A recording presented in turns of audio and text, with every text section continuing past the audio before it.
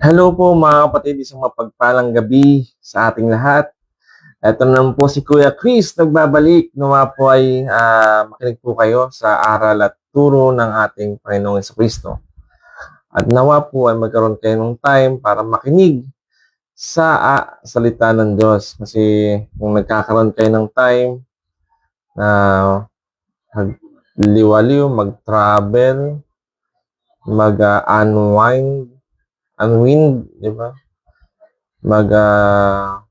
Punta kung saan-saan, magsugal, di ba? Kaya magsugal, mag-inom.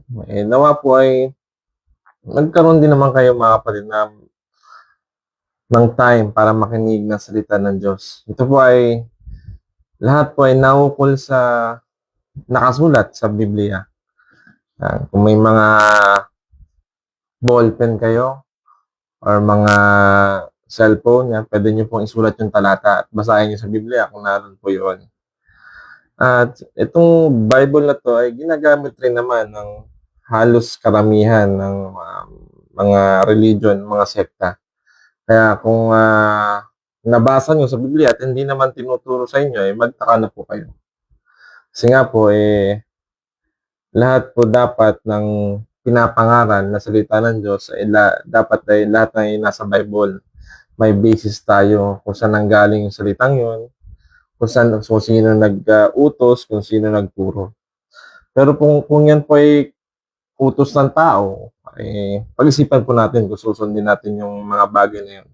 Sapagkat ang gawaing pang reliyon dapat ang sinusunod lang natin ay utos ng Diyos, utos ng Panginoong Jesucristo. So, may pangyayari mga kapatid na ako kasi siyempre dati akong Katoliko, yung nakasanayan na ginagawa ng isang Katoliko, yung iba kasi, dati kasi nung Katolik pa ako, ano lang yung turo na nakagisnan ko, yun yung pinapaniwalaan ko na hindi natin alam kung saan nanggaling yung turong yun, yung aral na yun, di ba?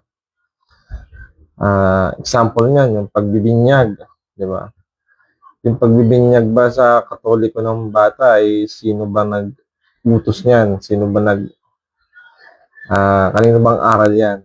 May inutos ba sa Bible na magbinyag o magbautismo ng bata? Diba? Yan po yung ating tatalakayan ngayon. Na nawa po ay mamulat kayo sa katotohanan. Hindi ko po intensyon na manira ng ibang tao, ng ibang religion. Ito po ay babasahin ko sa Biblia. Isulat niyo po yung talata. Kasi pag nasa Biblia, syempre, sabihin niyo yung utos. Yun yung pinapagawa ng Panginoong Jesucristo, di ba? Pero pag wala sa Biblia, mag-isip kayo kung dapat ba natin sundin yun. Kung utos lang ng tao yan, mag-isip tayo kung yun ba ay susundin natin, di ba? Yung utos ng tao. Pero pag utos ng Diyos, talaga dapat natin sundin sa gawaing pang-reliyon para hindi tayo maligaw ng landas at makasunod sa kalooban ng Diyos. Ano po? Tatalakayin natin kasi natalakay ko na ito before yung pagbabautismo or pagbibinyag. Kung yan ba, yung sa Katoliko ba na binibigyan, yan ba yung aral? Yan. Yan ba yung aral ng Panginoong Jesucristo? Malalaman natin yan pag nabasa natin sa Bible. So, wag po kayong magalit, mga kapatid. Kasi, ang hindi naman po ito, hindi naman po ito about sa paniniwala ng bawat religion. Ito po kung ano yung utos ng Panginoong Jesucristo na nasa Biblia, yun rin naman, ng Biblia ng lahat ng religion. Babasahin nyo lang. Siyempre, pag nasa Biblia, ibig sabihin, may basihan tayo na yun yung utos. So, pasimulan natin sa Mateo. Yan. Jot down nyo po yan, yung talata. Mateo 28, verse 18 hanggang 20. So, sinasabi dito, at lumapit si Jesus sa kanila. At lumapit si Jesus sa kanila at sila ay kanyang kinausap. na sinasabi, ang lahat ng kapamahalaan na sa langit at sa ibabaw ng lupa ay naibigay na sa akin. Dahil dito, magsiyaan nga kayo at gawin ninyong mga alagad ang lahat ng mga bansa na sila'y inyong bautismuhan sa pangalan ng Ama at ng Anak at ng Espiritu Santo. So, unang pinapagawa o inuutos ng Panginoong Jesucristo nung umakyat na siya sa langit. Sabi dito, magsiyaon nga kayo at gawin ninyong mga alagad ang lahat ng mga bansa na sila'y inyong bautismuhan sa pangalan ng Ama at ng Anak at ng Espiritu Santo, na ituro ninyo sa kanila na kanilang ganapin ang lahat ng mga bagay na iniutos ko sa inyo, at narito, ako'y sumasa inyong palagi hanggang sa katapusan ng sanlibutan. So, sabi dito ay pinapagawa ang mga apostol na magbautismo. Diba? Sabi dito, na sila'y inyong bautismuhan. Sabi sa Mateo 28 verse 19. Diba? Na sila'y inyong bautismuhan sa pangalan ng Ama at ng Anak at ng Espiritu Santo. At sabi sa 20, ituro ninyo sa kanila na kanilang ganapin ang lahat ng mga bagay na iniutos ko sa inyo. So, pinapaturo ng Panginoong Jesucristo na ganapin lahat. Diba? Lahat. Walang dito, ito lang yung gaganapin o ito lang yung susundin. Diba? Inuutos ng Panginoon na sa mga alagad na ituro nilang ganapin lahat. Ibig sabihin, ituro nilang ganapin o sundin lahat ang mga bagay na iniutos ko sa inyo. At narito, ako'y sumasa inyong palagi hanggang sa katapusan ng sanlibutan. So, pinapaturo ng Panginoong Jesucristo kung ano yung mga bagay na iniutos ng Panginoong Jesucristo sa mga alagad. Diba? Isa na rin ang pagbabautismo. Yan. Ano ba yung tamang pagbabautismo na nakasulat sa Bible na may basihan tayo? Yan. Makinig mo kayo mga kapatid. At nang maliwanagan ng inyong kaisipan. Hindi ko po ito intensyong manira kasi binabasa ko lang naman. Ang gumawa nito ay ang sumulat nito ay mga apostol. So, hindi ko to sinulat. So, binabasa ko lang po. So, ano ba yung tamang bautismo? Diba? Sabi dito sa Gawa, 2 verse 38. Yan, sulat niyo po yung talata. At sinabi sa kanila ni Pedro, mangagsisi kayo at mangagbautismo ang bawat isa sa inyo sa pangalan ni Jesucristo sa ikipagpapatawad ng inyong mga kasalanan, at tatanggapin ninyo ang kaloob ng Espiritu Santo. Ayun, sabi ni Pedro, napakalinaw nito mga kapatid, di ba? Ang unang pinapagawa, mangagsisi. Ayan. At mangagbautismo ang bawat isa sa inyo. Di ba? Nakasulat niya sa Gawa 2 verse 28. Sabihin, magsisisi muna at mangagbautismo. Ibig sabihin, nagsisisi sa kasalanan. Di ba? Hindi, alam, magsisi yung walang kasalanan. Siyempre, sinasabihan dito yung mga makasalanang tao na pinagsisisi muna bago at magbabautismo. Diba? Ibig sabihin, yung pinagsisisi, hindi yung may muang na, mga kapatid, hindi naman makakapagsisi yung sanggol, di ba? Naunawaan niyo po ba yung yung sinasabi dito? Mangagsisi kayo. Di ba? Oh. Kasulat po yan sa Gawa 2:38. So, ang pinagsisi dito ni Pedro, hindi simple yung Yung nakakapagsisi na, yung mga taong nakagawa na ng kasalanan. O yun, di ba? Sana po naunawaan nyo. At huwag tayong, pwede namang magsisi ang sanggol. Sa kaya nakakita sanggol na nagsisisi. Diba? Common sense lang po. Diba? So, ang nagsisisi po, yung mga taong nakagawa na ng kasalanan. Nakasulat po yan dito. At mga bautismo.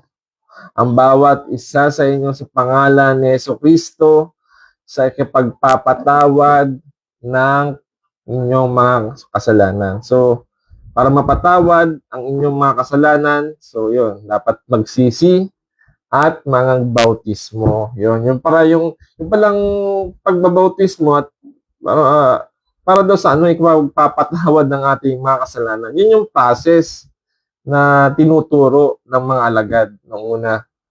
Ang una, magsisisi inyong sa kanilang mga nagawang kasalanan. At siyempre, pag nagsisi na, magbautismo para mapatawad ang kanilang mga kasalanan. At tatanggapin nila, pag ginawa nila yon, tatanggapin nila ang kaloob ng Espiritu Santo. Ito yung pangako ng Panginoon na ibibigay sa atin na taga-gabay.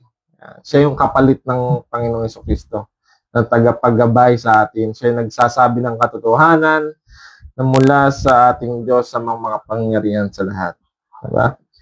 So, take note, sa Gawa 2:38, sabi ni Pedro, mangagsisi kayo at mangagbautismo. So, yun. Hindi naman siguro tayo pinanganak naman para hindi alam yung talatang yun. Diba? Ang nagsisisi po ay yung taong nakagawa na ng kasalanan. At tinuturo at diba? Mangagbautismo para sa ikapagpapatawad ng ating mga kasalanan. So, yung pong aral, yung pong turo, kung ano po yung nasa Biblia, yun po yung ating susundin. So, yun yung turo at aral ng Panginoong Jesucristo. Yun po yung kautusan. Diba po? Ang sabi sa mga Gawa, 22 verse 16, diba? Si Anania, sabi dito kay Pablo, at ngayon, bakit ka tumitigil?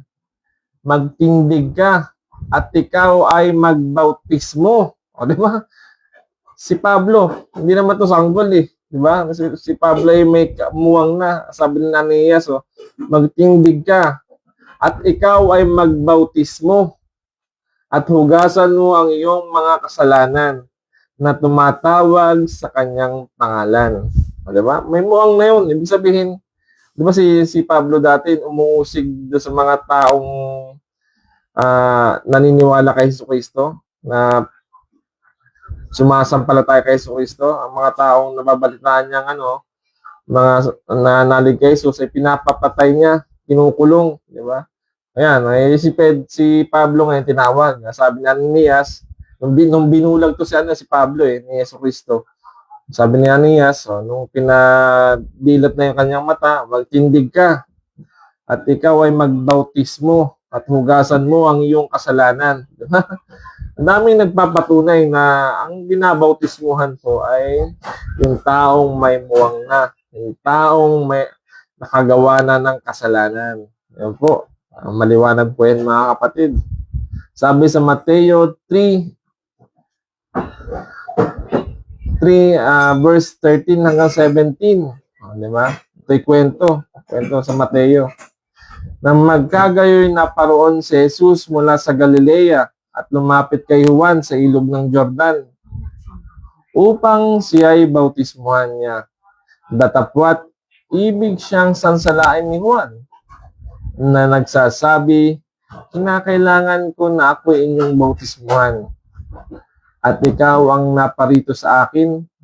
Sumagot si Jesus at sinabi sa kanya, payagan mo ngayon sapagkat ganyan ang nararapat sa atin. Ang pagganap ng buong katuwiran ng magkagayoy pinayagan niya siya at nang mabautismuhan si Jesus pagkadakay umahon sa tubig. At narito, nabuksan sa kanya ang mga langit at nakita niya ang Espiritu ng Diyos na bumababang tulad ng isang kalapati at lumalapag sa kanya.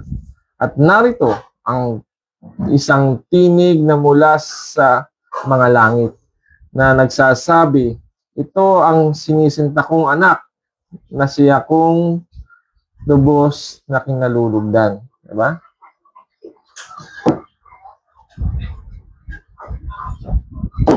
Tubig po. So, even kahit si Jesus, mga kapatid, nagbigay ng halimbawa. Diba? Nagbigay po siya ng halimbawa kung paano ganapin o gawin ang pagbabautismo. Diba? Sabi dito sa Mateo 3, verse 16, diba? At nang mabautismuhan si Jesus, pagkadakay umahon sa tubig. Sabihin, kapag umahon sa tubig, mga kapatid, nilubog sa tubig po yun. Diba?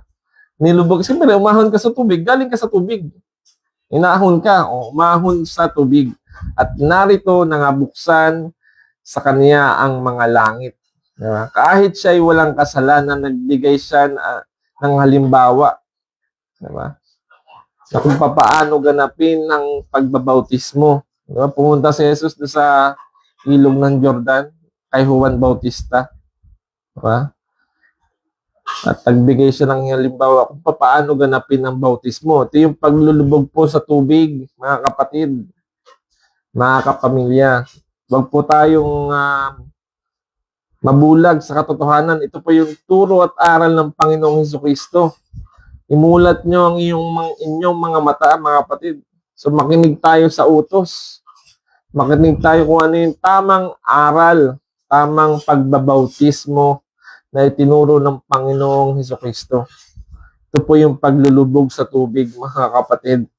So sana po ay, basahin nyo po. At susulat nyo yung talata, Mateo 3, verse 13 hanggang 17. Basahin nyo po yan. Andyan yung halimbawa kung paano ginaganap o ginagawa ang isang pagbabautismo. So po ito yung paglulubog sa tubig, hindi po ito yung sanggol na binubuhusan sa noo. Wala. At kahit isa po, wala po akong nabasang talata na nagbautismo sila na binuhusan sa noo. Wala pong pangyayari dito eh. Pero ang nandito, si Jesus nagbigay ng halimbawa na umahon siya sa tubig. Ibig sabihin, nilubog siya sa tubig kasi umahon sa tubig. Diba? Yun po yun. So, ito po yung aral ng Panginoon sa Kristo. Yung pagbabautismo. Yung paglulubog sa tubig. So, makinig po tayo sa aral. Ano po? Hindi po ito sa paniniwala mo, paniniwala ko. Diba? Ito po yung tamang aral. Sabihin ng iba, respeto mo na lang yung aming paniniwala. Hindi po ito paniniwala, mga kapatid. Ito po yung aral. Ito po yung utos ng Panginoong Hesukristo. Huwag po kayong matigas ang ulo, mga kapatid. Ang sino mang sumusuway o lumalabag sa kalooban ng Diyos ay mapaparusahan. Yung po yan. Huwag po kayong matigas ang ulo. Kaya po ang Diyos ay tumatawag sa mga taong nakakaunawa ng kanyang kalooban, ng kanyang aral, para ipaunawa sa tao na ito yung aral, ito po yung utos ng Panginoong Hesukristo. Diba? Yung tamang pagbabautismo. Diba? Sabi sa Lucas, ito rin, ito mga talata, Lucas 3, verse 21 hanggang 23. Mga kapatid, sorry po, medyo mahina yung aming connection.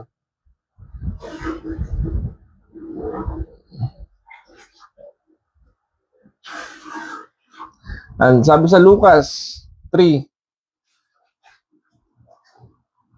verse 21 hanggang 23. Nangyari nga nang mabautismuhan ng buong bayan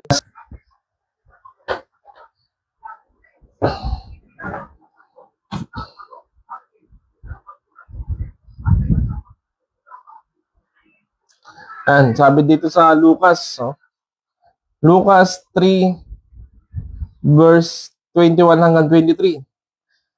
Yan. Nangyari nga nang mabautismuhan ang buong bayan na si Jesus ay binautismuhan naman at nang nananalangin ay nabuksan ng langit at bumaba sa kanya ang Espiritu Santo na may anyong katawan na tulad ng sa isang kalapati.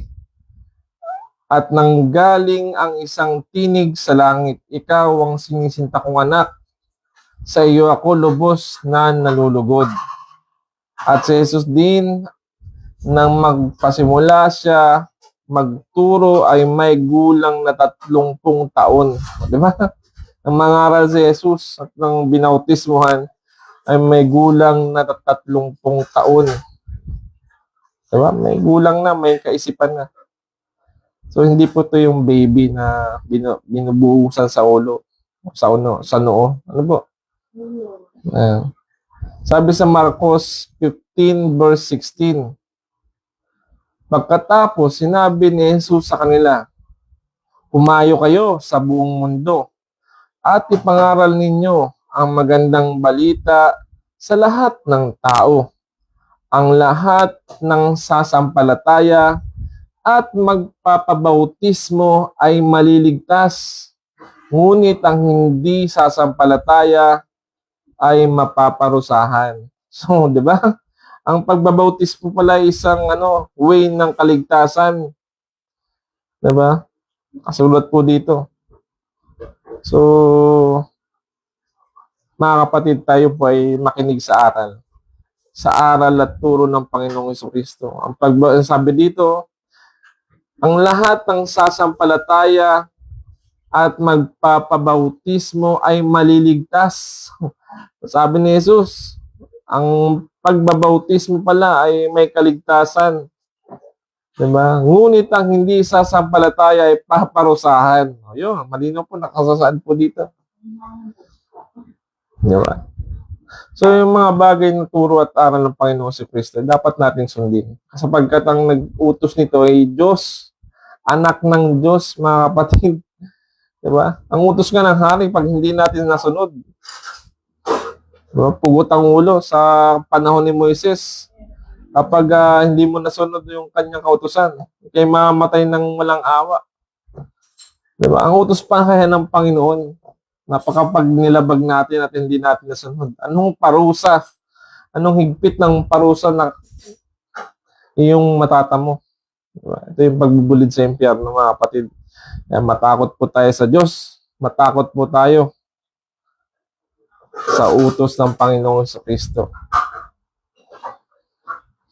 Sapagkat sabi ni Jesus, diba, sa 1:14 verse 6, sinabi sa kanya ni Jesus, ako ang daan at ang katotohanan at ang buhay. Sino man na hindi makakaparoon sa Ama kundi sa pamamagitan ko. Diba?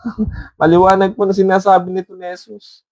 Kung hindi natin susundin ang kanyang utos, hindi tayo makakaroon sa Ama. Sapagkat, sabi ni Jesus, sino man na hindi makakaparoon sa Ama kundi sa pamamagitan ko. Diba? Kung ano yung aral, turo ng Panginoon sa Kristo, dapat natin sundin para tayo makarating sa Ama. Para tayo magkamit ng buhay na walang hanggan. Diba po? Sapagkat sabi sa Juan 14 verse 15 hanggang 17, kung ako'y inyong iniibig, ay tutuparin ninyo ang aking mga utos, at ako'y dadalangin sama na kayo'y bibigyan niya ng ibang mga aliw, upang siya ay sumainyo magpakailanman sa makatuwid bagay ang espiritu ng katotohanan. Diba po? Kung iniibig natin ang Panginoong Jesucristo, tutuparin natin ang kanyang mga utos, sabi dito. Diba? Kung hindi tayo tumupad o hindi tayo sumunod sa utos ng Panginoong Jesucristo, alam niyo na ang kapalit nun. Ang pagbubulid at pagpaparusa ng Diyos sa dagat-dagatang apoy nang walang hanggan. Diba po? Ayun yung nakasulat dito mga kapatid. So, kukwento tayo. Ang kwento ay dapat nasa Bible din. Diba? Hindi yung kwento ng putsero na sabi ni Juan, sabi ni ganito, sabi ni kumpare, sabi ni kumpadre. Diba? Dapat ang pagkukwento rin natin nasa Bible din para may aral, para hindi tayo maligaw ng landas. Ano po? Sabi sa Juan 3, verse 1 hanggang 16. So, kwento to.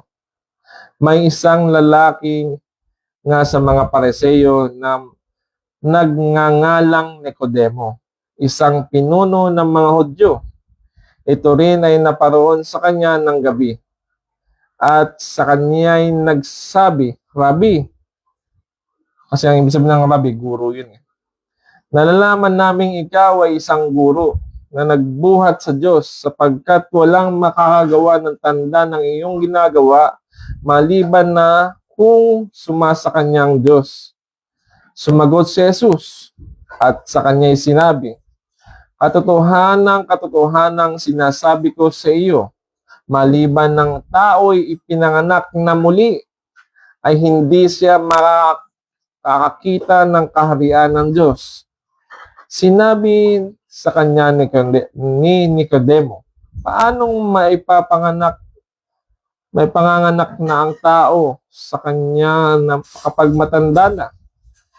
Makapapasok ba siya sa bilang ikalawa sa tiyan ng kanyang ina at ipanganak? Diba? Hindi na Nicodemo yun. Sumagot si Jesus, katotohanang sinasabi ko sa iyo, maliban ang tao ipinanganak sa tubig at sa Espiritu ay hindi siya makakapasok sa kaharian ng Diyos. Ang pinanganak ng laman ay laman nga, at ang pinanganak ng Espiritu ay Espiritu nga. Huwag kang magtaka sa aking sinabi sa iyo, kinakailangang ngang kayo'y ipanganak na muli. Humihihip ang hangin kung saan niya ibig at naririnig mo ang kanyang ugong. Ngunit hindi mo nalalaman kung saan nanggagaling at kung saan naparoroon. Gayon ang bawat ipinanganak ng Espiritu. Sumagot si Nicodemo at kanyang sinabi, paano mangyayari ang mga bagay na ito? Sumagot si Jesus at sa kanya ay sinabi, ikaw ang guro ng Israel at hindi mo naunawaan ang mga bagay na ito, katotohanang sinasabi ko sa iyo. Ang nalalaman namin ay sinasalita namin at ang aming nakita ay pinatutuhanan namin. At hindi ninyo tinanggap ang aming patutuo.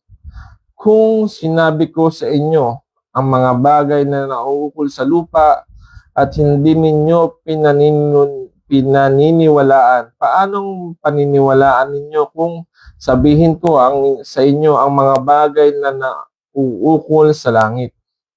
At walang umakyat sa langit, kundi ang nanggaling sa langit. Sa makatuwid bagay ang anak ng tao na nasa langit. At kung paanong itinaas ni Moises sa ilang ang ahas, ay gayon din kinakailangang itaas ang anak ng tao, upang sinumang sumampalataya ay magkaroon sa kaniya ng buhay na walang hanggan. Sabi sa 16, sapagkat gayon na lamang ang pagsinta ng Diyos sa sanlibutan na ibinigay niya ang kanyang bugtong na anak upang ang sinumang sa kanya'y sumampalataya ay huwag mapahamak kundi magkaroon ng buhay na walang hanggan. So, yan ang kwento po. Yan ang pangyayari sa pagitan ni Nicodemo at ni Jesus. Diba? Kaya, maliwanag po. May binabanggit kasi dito na maliban na, sabi ni Jesus, maliban na ipanganak na muli ang isang tao ay hindi mapakaparating sa kaharian ng langit. Yung iba kasi, yung, di ba pag, ibig sabihin ng panganak na muli, to be born again, ito yung proseso, hindi religion. Hindi gagawin nila na born again daw, di ba? To be born again. Sabihin, ito yung process. Kung, ito yung ipanganak sa espiritu at katotohanan. Ito yung mangyayari kapag tayo ay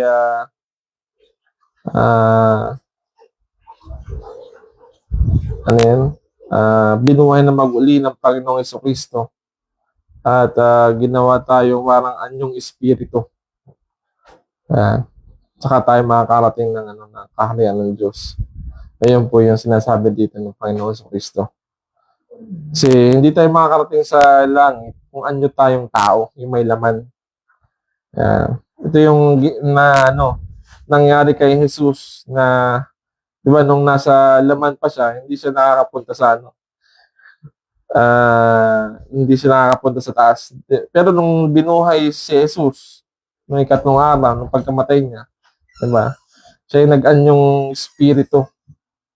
Niluwalhati siya ng Ama at naging anyong espiritu. Wala siyang laman, pero buhay. Ayun, yun yung sinasabi dito. Maliban na tayo ipanganak na muli, hindi tayo makakarating sa kaharian ng Diyos. So, mangyayari sa atin yung nangyari kay Jesus na niluwalhati siya ng Ama, parang ginawang anyong espiritu siya at saka nakarating sa langit. Ayun, yun yung sinasabi ni Jesus doon na maliban na ipanganak na muli. Kasi hindi tayo makakaparating talaga sa langit sa anyong tao. Sa anyong may laman. Kasi doon, walang gutom na doon. Itong laman natin, nagugutom to kumakain. Yung espiritu kasi hindi na nagugutom. Hindi na yung kakain. Iba nang iba na yung process doon sa langit. Wala nang pagkain, puro lang, diba? Puro pag-awit, pagpuri sa Diyos. Ayun. Pagkat ang espiritu, hindi naman kumakain yan ng pagkain dito sa mundo. Diba po? Yun ang kwento. Diba? Sabi dito, sa gayon na lamang ang pagsinta ng Diyos. Diba? Sa 1:3:16. Sa sanlibutan na ibinigay niya ang bugtong na anak upang ang sino man sa kanya sumampalataya ay huwag mapahama kundi magkaroon ng buhay na walang hanggan. Napakagandang talata po yan. Diba? Ano ba yung sasampalataya natin kay Jesus para hindi tayo mapahama? Yung kanyang aral, yung kanyang turo, yung kanyang mga utos. So, ang din sumusunod sa kanyang kautosan ay mapapahama. Pero ang sumusunod sa kanyang kautosan, sa kanyang mga aral, ayan. Sabi dito ay kundi magkaroon ng buhay na walang hanggan. Kaya po yan, mga kapatid. Sana po ay maunawaan niyo yung talatang yun. Diba? Kung ano yung utos, hindi naman po to about sa respeto mo lang yung paniniwala namin. Kasi iba yung doktrina nyo, iba yung doktrina namin. Di ba? Sinasabi ng ilang mga kapatid nating ibang religion. Diba po? Hindi po ito about sa paniniwala, mga kapatid. Ito po yung nasa Biblia. Wag po ninyong isarado ang inyong isip. Buksan niyo po ang inyong kaisipan. Buksan niyo po ang inyong puso at isipan para malaman ninyo ang katotohanan, di ba? Kaya nga may tinatawag ang Diyos na tao. May tinatawag ang Diyos para ipaunawa sa mga tao na ito ang aral at turo ng Panginoong Jesucristo. Ako po hindi nangaral sa aking kagustuhan. Ito po ay kagustuhan ng ating Panginoong Jesucristo. Maniwala kayo. Maniwala kayo, mga kapatid. Ito hindi ko kagustuhan. Ang nagsasalita sa akin ay ang Panginoong Jesucristo. Diba? Hindi ko to aral. Kaya binabasa ko lang, mga kapatid. Ito po ay aral ng Panginoong Jesucristo, utos ng Diyos amang nasa langit. Ayan. Mga kapatid, ito po yung nag-aanyaya sa inyo. Muli, gusto nyo pong malaman o magkaroon pa ng higit na karunungan sa aral at utos ng Panginoong Jesucristo, ako po yung nag-aanyaya sa inyo na makinig ng aming doktrina sa MCGI o Iglesia ng Diyos na ginaganap tuwing alas 7 ng gabi hanggang alas 9. Kulang-kulang ano lang po naman to. Kulang-kulang na 2 oras. Makikinig lang po kayo mga kapatid. Wala po itong bayad. May libre po itong pagkain na pinagtulong-tulungan ng aming samahan para sino mang bisita ay mapakain sa pakikinig. Yung iba po kasing makalimitan na nakasanayan natin ng pakikinig, lalo ng mga seminar, may bayad, di ba? Sa amin po, wala pong bayad, makikinig lang po kayo at nag-aaralan nyo. At kayo pa po ang papakainin namin. So, mga kapatid, nawa po itong ating natalakay ay may nawaan po kayo at nawa po ay may naintindihan po kayo na aral at utos ng Panginoong Jesucristo at sa mga taong bulag sa katotohanan, ito na po ako nagsasalita sa inyong harapan upang ipaunawa sa inyo ang aral at utos ng Panginoong Jesucristo. Ang pagdalangin, pagpuri sa Diyos ay hindi sa akin. Ang pagpupuri at papasalamat ay dapat sa Diyos lang. Sapagkat ang Diyos ang pinakamataas at pinakadakila sa lahat. Kaya dapat siya ang ating papurihan, dapat siya ang ating pasalamatan. Ayan, mga kapatid, at hanggang dito na lang po ang aking vlog. Salamat po sa Diyos sa mga nakinig. At nawa po ay humayo po ang kapayapaan sa inyo, humayo po ang pag-ibig ni Kristo at pag-ibig ng Diyos sa ating lahat. At ito po si Kuya Chris ang nagsasabing, pag-ibig!